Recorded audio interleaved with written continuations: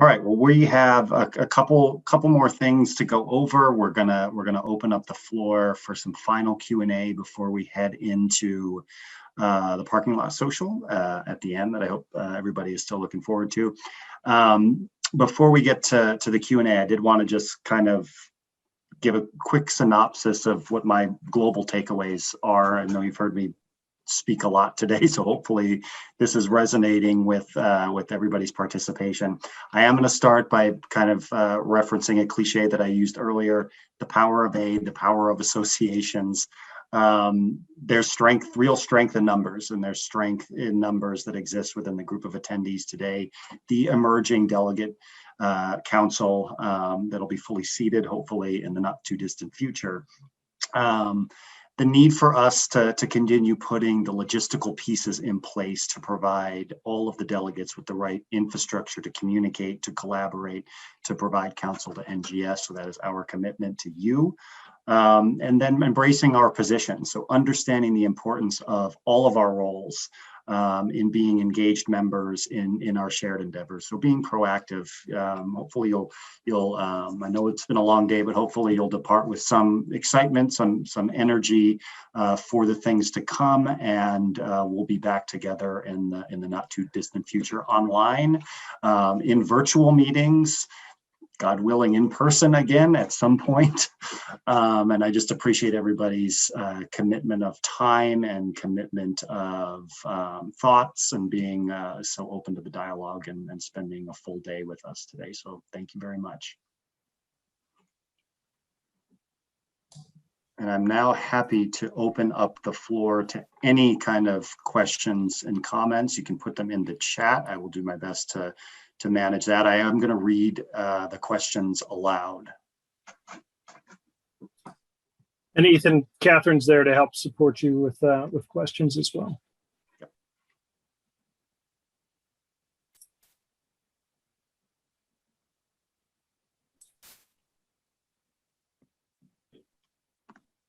All right, somebody has to have a question. I'm sure you do.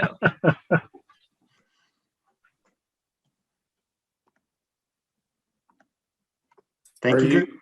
Are you going to put together a collation of the breakout reports?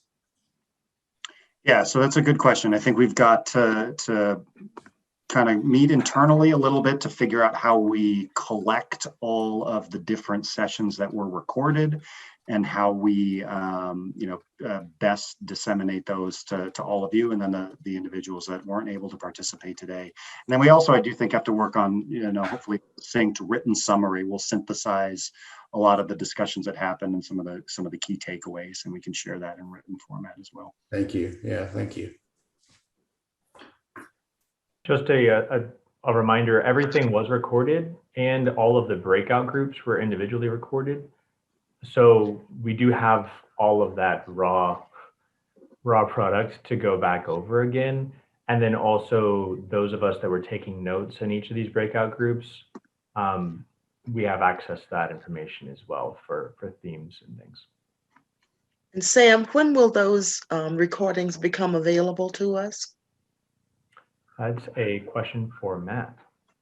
As soon as we can turn them around. It will not be this week. We're a little busy this week with the 2021 NGS Virtual Family History Conference.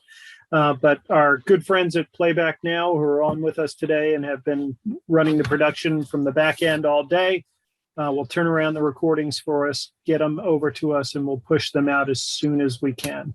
I would certainly imagine, if not next week, certainly by the following week. How do we access them? We have yet to determine that. Okay. Most likely they'll be on YouTube, but we will let you know when they're available.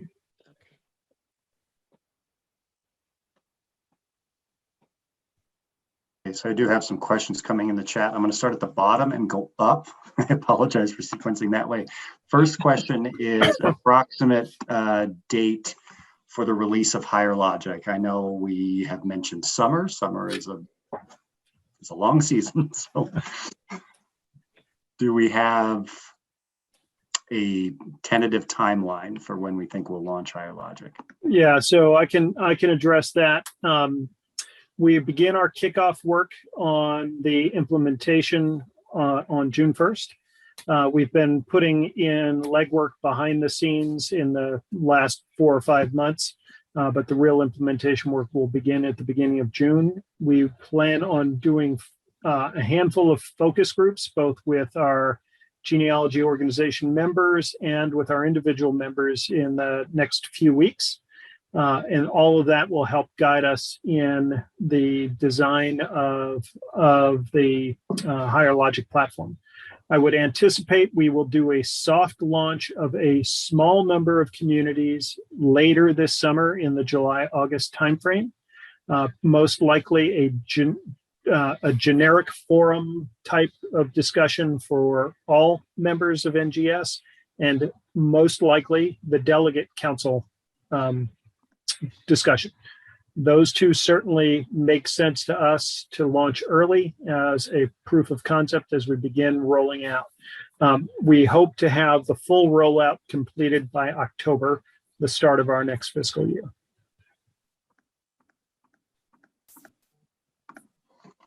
Okay, another question about how we change, if there is a change to the organizational admin or the delegate, how does that get communicated? I think it should be as easy as sending an email to membership@ngsgenealogy.org, and we can make that update on the back end of the system in the organizational record. That's correct. We will provide more information to your organizational administrators in the next few weeks about how they can manage that data in the back end of our database on their own.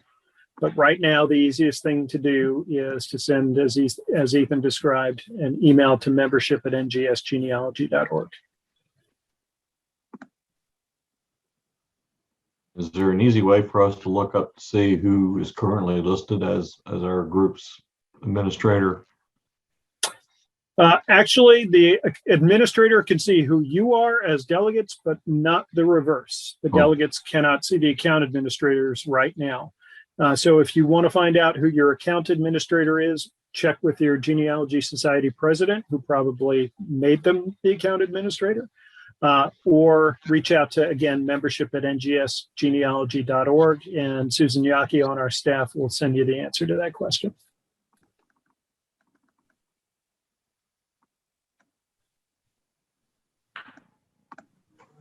So Okay. we had trouble getting the information for today that somehow the delegate wasn't recognized by NGS. Should we go ahead and send things to the membership email, or are we now in, or how's that going to work?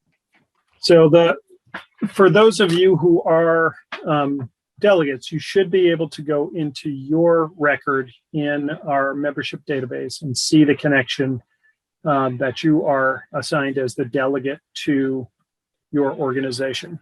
If you'll all give me a second, I'll try and pull up a screen where I can show you what that looks like.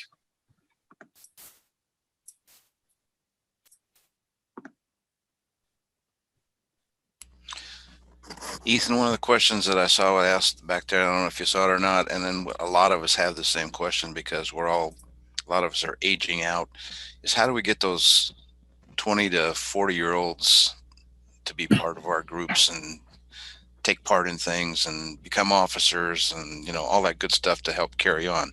It's just like, yeah, I know you're only 20. You know, it's just like doing genealogy. I'm probably the last one in my family that's going to be working on my family because the younger guys and girls don't really care. Just like that china you inherited from your grandma. Nobody wants it because they don't use china anymore. They don't really care. And genealogy is kind of becoming, in some cases, that same way. So how do we get those younger people involved and actually interested in doing something? I mean, yeah, please. Since I'm in that category, you know, I would say my first thought would be don't underestimate that there is interest. They might just not know you exist.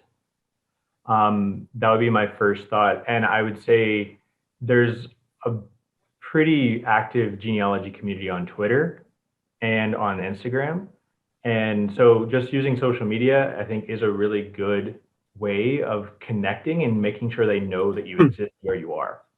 That would be my first thought. And then I would say millennials especially love volunteering. They love being of service. They want to be connected. And so if they know you're there, they'll come. And if they know that it's a benefit of their time, they will give back. So I would just say connecting on social media and things like that. I know that sounds sort of cliche, but it's true. We stumble upon each other on the internet. And especially in the last year, there's been so much benefit from an online presence and an online footprint. Do you think that Twitter and Instagram are better than Facebook for that kind of thing? Yeah. So that now, Yes. I'm actually how old am I? I'm 33. I'm sort of the end of the generation that's using Facebook. Like younger than me really doesn't go on Facebook much anymore. So it's mostly, I mean, even Twitter is Instagram is really where people are constantly. And TikTok. And yeah, and TikTok, things like that. There's a lot more, there's genealogists using TikTok. Yeah. There's, what is the new one? I haven't even been using it. Clubhouse. Clubhouse. Yep. That's kind of a new upcoming kind of audio social media platform. So get creative, but I think I would say if people know you exist, you might find that there's more young people interested than you knew. What our society did was we had two people that were very much involved in Boy Scouts.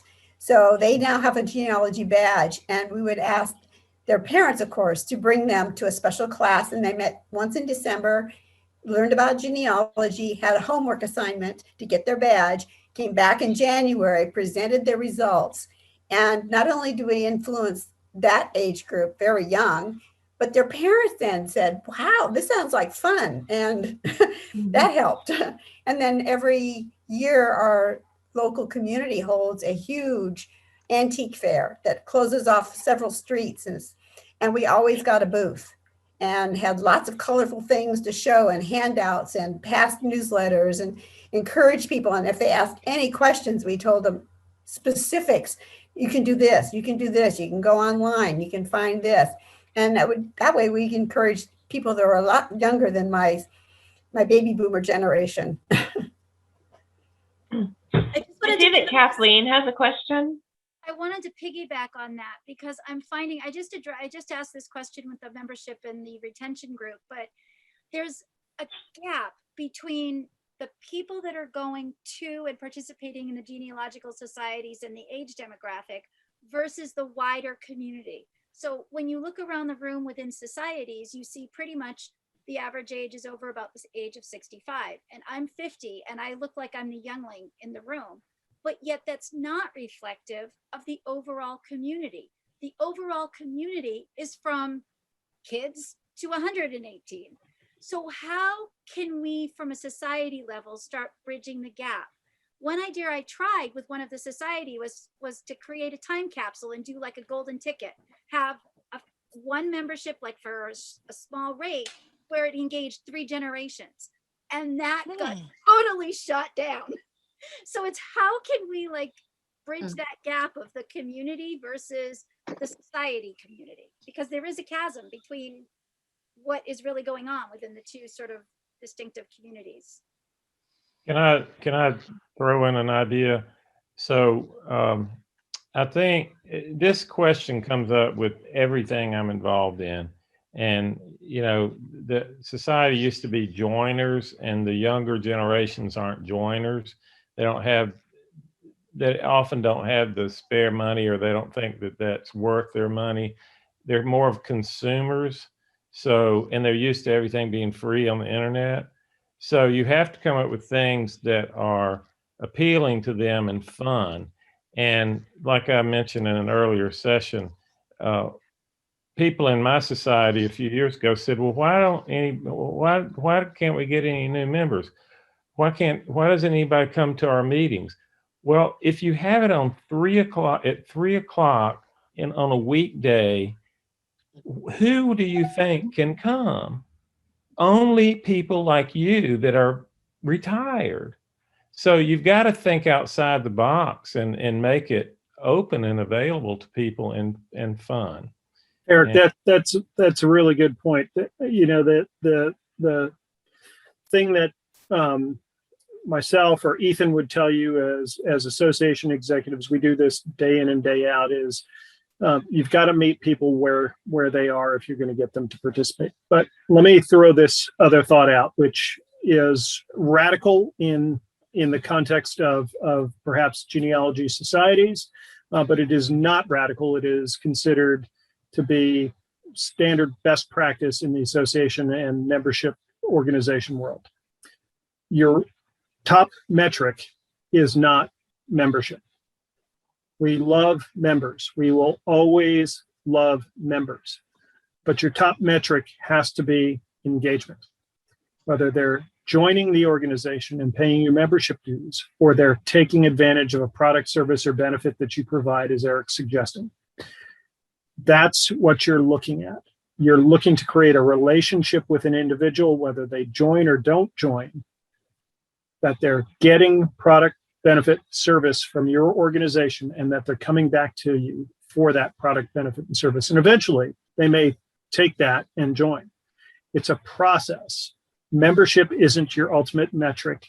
The engagement of that person with your organization across the board, membership, product, attending an event, coming to a meeting, all of that has to be taken into consideration as a whole.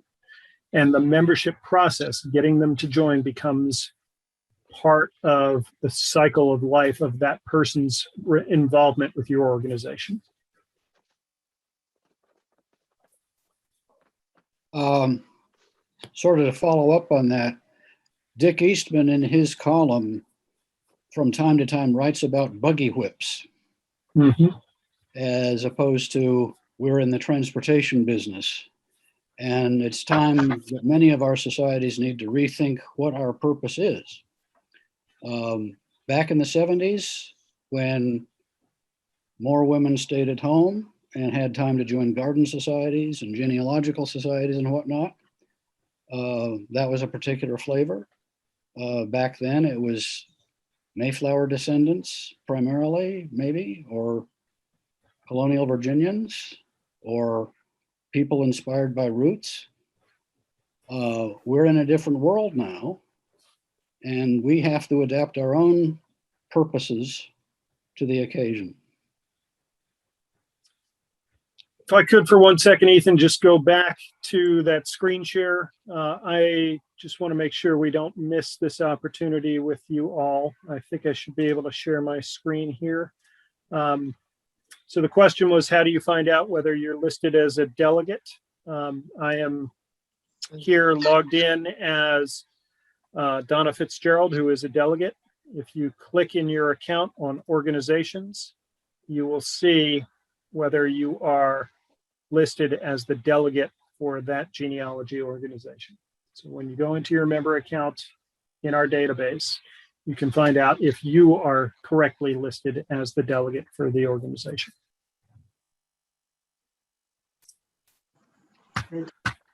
Thanks. I feel like a lot of these conversations could be taken right into that parking lot social. I imagine there'll probably be some extended conversations about membership or engaging the younger generation. We are kind of encroaching on that social time. Happy to keep it in this environment. If there's more questions we want to address, or we can start the transition into that parking lot social, which is really designed to be just the equivalent of a networking reception with your peers in the virtual Zoom format that we've all been in for the portion of the day.